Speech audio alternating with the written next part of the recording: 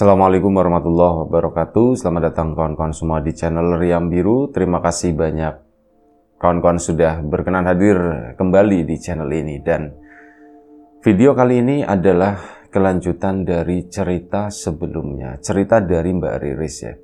Dan di cerita sebelumnya itu kan ada sesuatu yang terjadi dengan rumah tersebut. Rumah yang tadinya memang berantakan banget, tiba-tiba kondisinya itu saat warga mau merapikan rumah tersebut, ternyata malam harinya ada sesuatu yang terjadi.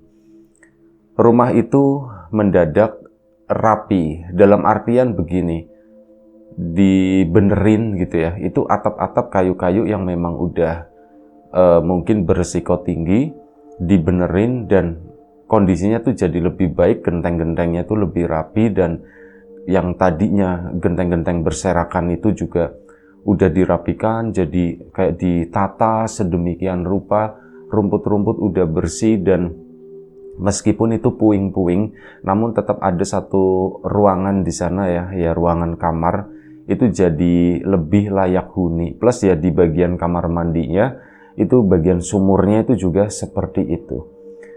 Hal itu bikin warga kan kaget, loh kok bisa seperti itu ya, apa yang terjadi?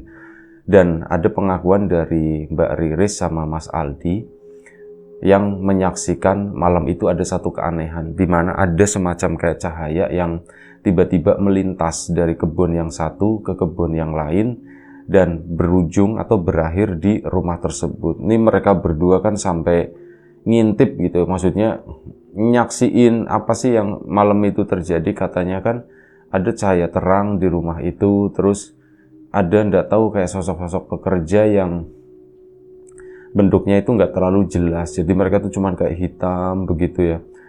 Dan ya itu sampai akhirnya kepergok, dikiranya lagi mesum di kebun si Mbak Riris sama Mas Aldi, karena posisinya Mbak Riris sendiri satu takut, kedua terkesima, heran dengan apa yang dia lihat, nggak nyadar itu kayak lagi pelukan sama Mas Aldi begitu.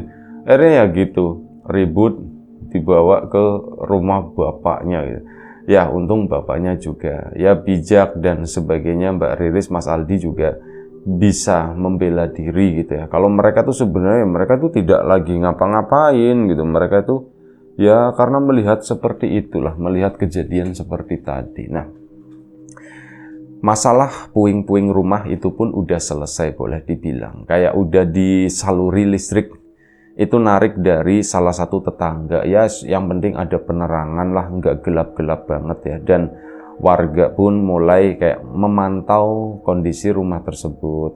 Anak-anak itu sambil mencari cara ini bagaimana ya. Waktu itu memang nggak langsung menghubungi mungkin pihak yang bertugas atau apa gitu. Nggak dihubungin.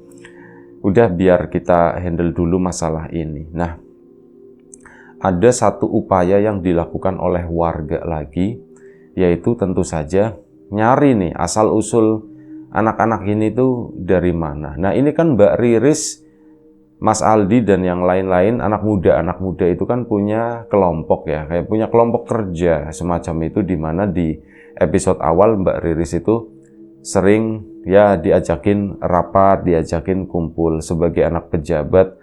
Ya, dapat posisi yang bagaimana gitu, lumayan cukup dihormati kata Mbak Riris. Padahal mah biasa aja, nggak ada apa-apanya kata Mbak Riris. Dan akhirnya sudah. Ini anak-anak muda pun mulai sering berkunjung, bertandang ke rumah tersebut. Di situ mulai dikasih, ada lah ya kompor-komporan sederhana. Bukan kompor-komporan mainan, enggak ya. Tapi memang kompornya itu kompor ya masih kompor minyak, waktu itu masih ada. Diajarin si anak itu masak sama anak-anak muda itu. Dan ya termasuk mereka juga ikut masak. Kayak dijadikan semacam base camp kedua di tempat tersebut. Pemuda-pemudi banyak mondar-mandir ke tempat itu dan tentu saja diawasi oleh warga juga ya, orang-orang dewasa. Nah, ini anak-anak muda itu kelompoknya Mbak Riris juga sudah punya rencana sebenarnya.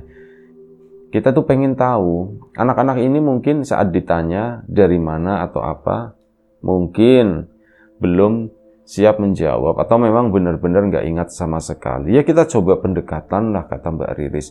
Nanti kalau memang sudah waktunya mereka mungkin merasa nyaman, ya kita memberikan kepercayaan, bisa jadi nanti mereka cerita sendiri, itu kata Mbak Riris. Dan hal itu pun dilakukan setelah kurang lebih sekitar 1 minggu dengan kegiatan komunitas yang baru itu. Rasanya menyenangkan di sana. Rumah itu jadi rame, dan kalau malam ya ditambah-tambahin cahaya-cahaya sedikit gitu, jadi lumayan cukup terang juga. Ini ruangan-ruangan yang tadinya nggak bisa ditempatin itu diberesin, di situ di bawahnya itu dikasih karpet dan sebagainya. Meskipun nggak ada atap, cuman puing-puing doang, tapi hal itu justru menyenangkan gitu ya. Kan yang ada atapnya di situ tuh cuman di bagian kamar doang. Nah, sisanya itu udah ambrek, udah nggak berbentuk atapnya itu. Ya kayak gitu saat duduk di sana, misal duduk di ruang tamu itu ngeliat ke arah ke arah atas sana malam hari, ya kelihatan bintang ya. Di situ menyenangkan lah, meskipun nyamuknya ya lumayan cukup ini. Nah, sudah sekitar 1 minggu mereka di rumah tersebut. Akhirnya ada salah satu timnya Mbak Riris, cewek juga. Ini memang sering ngobrol intens gitu, deket gitu ya sama kakak adik itu. Nah, ngobrol-ngobrol, ditanya-tanya, kamu nggak kangen misalkan gitu, iseng-iseng, sono kamu kan bukan orang sini. Kadang diajakin bercanda begitu, diiniin lah, diisengin. Kamu pernah naik kereta ya? Iya, aku pernah Mbak, aku pernah naik kereta ya. Aku belum pernah loh, kata si mbaknya itu. Padahal rumahku deket sama rel, tapi aku belum pernah sekalipun naik kereta. Oh enak Mbak, naik kereta itu enak Mbak, kata si anak. Ya mulai bersemangat. Nah di situ sebenarnya pancingan-pancingan. Oh, emang kamu naik kereta berapa lama? Gitu ditanya. Berapa lama ya? Lumayan lama Mbak, tapi ya nggak tahu berapa jamnya gitu. Emang kalian itu naik keretanya dari mana ke mana sih? Dari mana ya? Dari mana ya? Nggak tahu. Jadi mereka itu belum bisa baca tulis. Nah, maka dari itu mereka pun nggak tahu berada, misalkan ya berangkat dari stasiun mana atau apa. Namanya apa juga nggak tahu.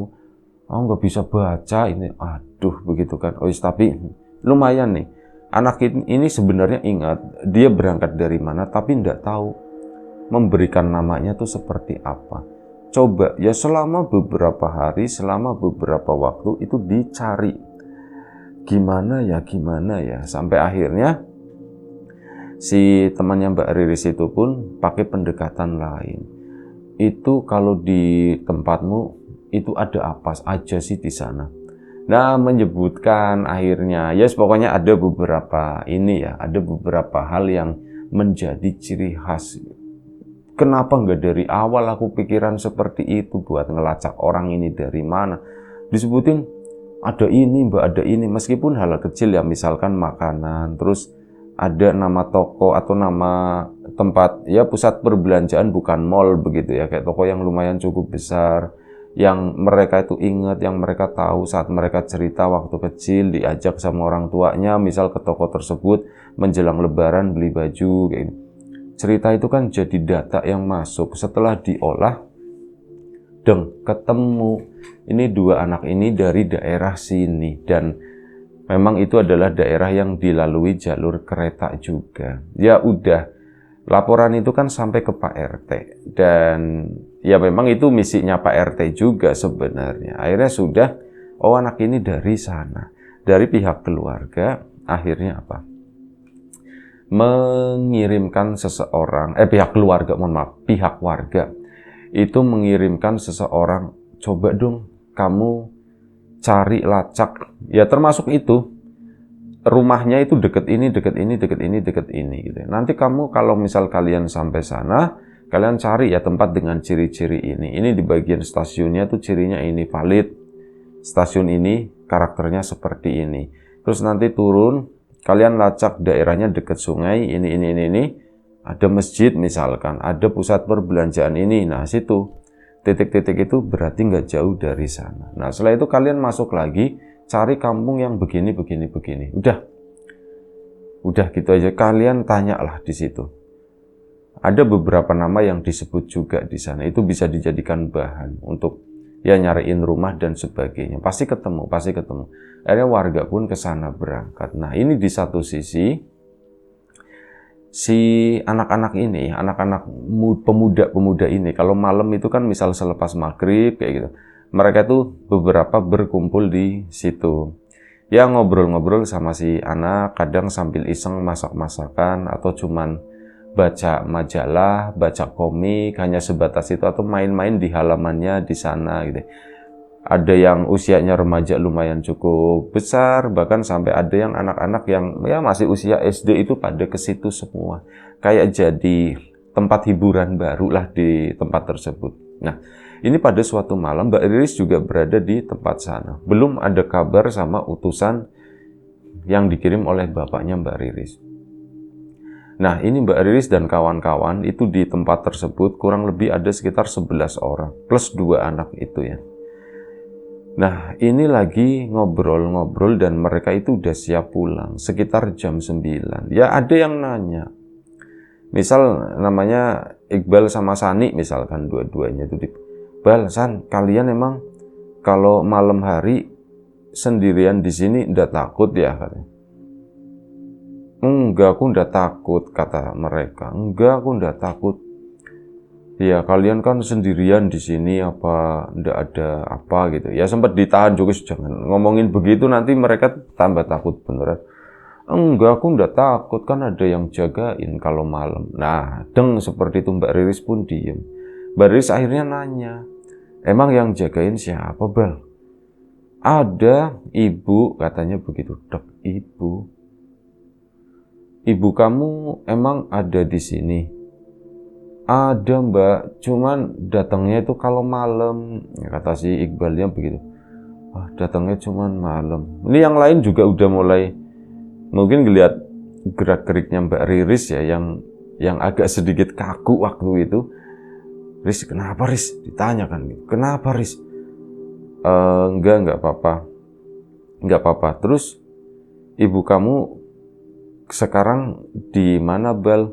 Sekarang belum datang, tapi nanti biasanya enggak setiap hari, kata si Iqbal. Biasanya itu suka datang malam-malam, katanya. Itu nemenin kita. Oh, begitu. Ini sungguh hal yang sangat mendasar dan menurut Mbak Riris kita itu kelupaan menanyakan hal ini gitu. Tapi ini informasi yang sangat bagus. Akhirnya sudah malam itu udah jam 9, yuk pulang yuk. Riz, kenapa Riz? Ditanyakan sama beberapa temannya. Oh, ndak apa-apa. Dan waktu itu akhirnya Mbak Riris itu ngomong Iqbal, Bal, kamu ngomong Iqbal, Mas Aldi ya. Aldi, kamu ndak kepikiran ada sesuatu yang aneh gitu ya? Kalau dari jawaban pertanyaan kamu tadi, aku merasakan sesuatu yang aneh dan aku curiga, kata si Mas Aldi itu begitu. Kamu curiga apa? Nanti aja. Jangan macem-macem, jangan main-main. Kamu pasti mau ini kan? Iya, aku mau cari tahu kalau malam harinya sekarang belakangan mereka itu, aku kan gak pernah tidur di sana 24 jam. Aku pengen nyobain, kata si Mbak Mas Aldinya. Aku ikut ya, Di. Kamu ikut nanti digerebek lagi, repot. Aldi sama Riris kawin-kawinan di reruntuhan itu. Jangan, kata si Mas Aldi. Kurang ajar, kata si Mbak Riris. Itu kan pikiran mereka. Ya, kita yang melakukan seperti ini, mereka yang berpikir seperti itu. Janganlah Riz, katanya. Ngerepotin aja, kata si Mas Aldi. Itu dibegituin Mbak Ririsnya asem. Aku dibilang ngerepotin gitu. Awas ya. Akhirnya sudah. Malam harinya ditandain sama Mbak Riris. Mbak Riris itu seperti biasa. Duduk di ruang tamu. Kordennya dibuka, ruang tamu digelapin. Mantau jalan. Aldi lewat enggak gitu kan. Ternyata Aldi lewat. jam 10 lah, belum terlalu malam, jadi memang belum lama pulang gitu kan. Sekitar jam 10 lewat, sepi di depan. Aldi tuh lewat bawa sarung. Sarungnya dipakai buat keridong begitu kan, ke sana. Tuh kan Aldi lewat kan, akhirnya Mbak Riris pun pelan-pelan keluar dari rumah ke situ. Ke sana, dikit-dikit, masuk ke kebun. Mbak Riris pun, bener ke situ. Diikutin sama dia, tuk. Mbak Riris itu di belakangnya Aldi. Sengaja nggak mendekat, sengaja takutnya nanti kepergok lagi begitu ya. Ini Mas Aldi di depan, Mbak Riris di belakang. Ngumpet ada pohon-pohon begitu kan. Mas Aldi tuh ngeliatin ke arah sana. Jadi di depan kamar anak itu, di puing-puing itu, kan sekarang udah ada lampu ya. Udah lumayan ya, nggak terang-terang banget lah. Lampunya juga lampu kuning, apalagi malam. Itu memang sengaja agak digelapin. Dan di situ Mas Aldi melihat, Mbak Riris juga melihat, ada satu sosok yang nemenin mereka. Jadi sosok itu tuh berdiri terus di situ di depan kamar. Mas Aldi sendiri, Mbak Riris sendiri tuh yakin kalau mereka, anak-anak itu sekarang jam segini ya udah tidur. Tapi di depan itu ada yang jaga, dan yang jaga itu sosok yang enggak banget lah. Itu adalah sosok pocong yang dibilang oleh anak-anak itu adalah ibunya. Oh, penasaran begitu kan, kok seperti itu. Tapi Mbak Riris akhirnya apa? Mendekat ke sana. Tok, begitu di towel begitu, si Mas Aldinya tuh kaget banget. Bajingan katanya. Dia nggak boleh ngomong kayak gitu, apalagi ke perempuan. Ya aku udah sengaja, kamunya begitu. Ini mereka lagi ribut sendiri. Ini tiba-tiba sosok tadi berdiri di salah satu pohon di sana yang dekat sama mereka. Tadinya kan berdirinya di rumah sana. Ini kali ini pindah tempat, tahu. Riz, kau udah pindah? Iya ya, Dik ya. Aku pulang dulu ya, Dik ya. Mbak Riris pun bangun ke sana. Mas Aldi pun sama ngikutin di belakang tanpa ngomong, keluar dari kebun tersebut dan diantar sama sosok pocong itu sampai ke gerbang kebun yang tempat masuk yang di episode sebelumnya itu buat nyenderin sepedanya Mbak Riris di situ. Diantar sampai sana, ini mereka berdua pun jalan. Begitu jalan akhirnya apa? Mbak Riris pun pulang ke rumah gitu ya. Ditungguin aku masuk. Iya, kata si Aldinya. Akhirnya udah masuk, si Mas Aldi pun lanjut pulang ke sana. Udah malam itu kepikiran, ternyata ibunya itu ya. Apa ibunya udah meninggal atau bagaimana, pikirnya si Mbak Riris. Aku juga nggak nanya-nanya masalah ini. Nah, bulah gitulah kata Mbak Riris. Udahlah, dan akhirnya apa? Keesokan, berarti lusanya utusan dari bapaknya Mbak Riris itu pulang membawa informasi. Jadi memang sudah ditemukan alamat tersebut, dan dari pihaknya Pak RT juga ya sudah menyampaikan kalau anak-anak itu sekarang di sana. Nah, nanti akan ada dari pihak sana yang bakal datang, bakal ngejemput ya warga situ. Dan ya ternyata memang betul. Jadi si anak tadi ini sudah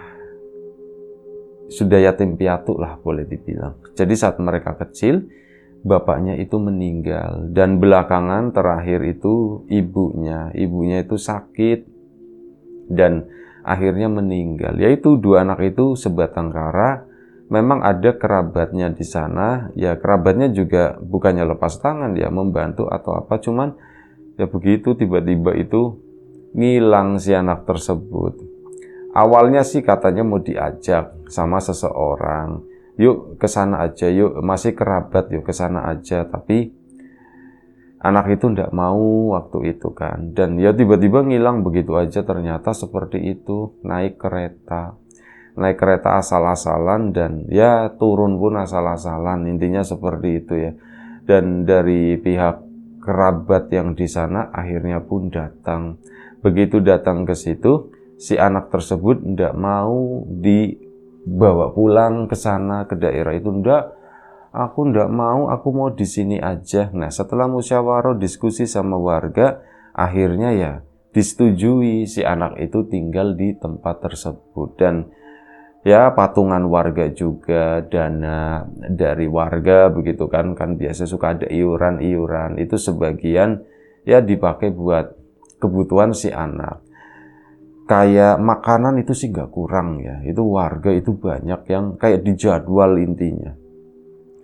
Terus untuk kayak sekolah dan sebagainya, ya itu nanti pakai dana warga, ngegantiin listrik yang dipakai di situ pakai dana warga. Bahkan ini anak-anak muda, Mbak Riris dan kawan-kawan juga sempat menghimpun sampai akhirnya pada suatu hari ada pihak keluarga ya, dan ini udah lumayan cukup lama ya, udah setahun lebih tinggal di situ.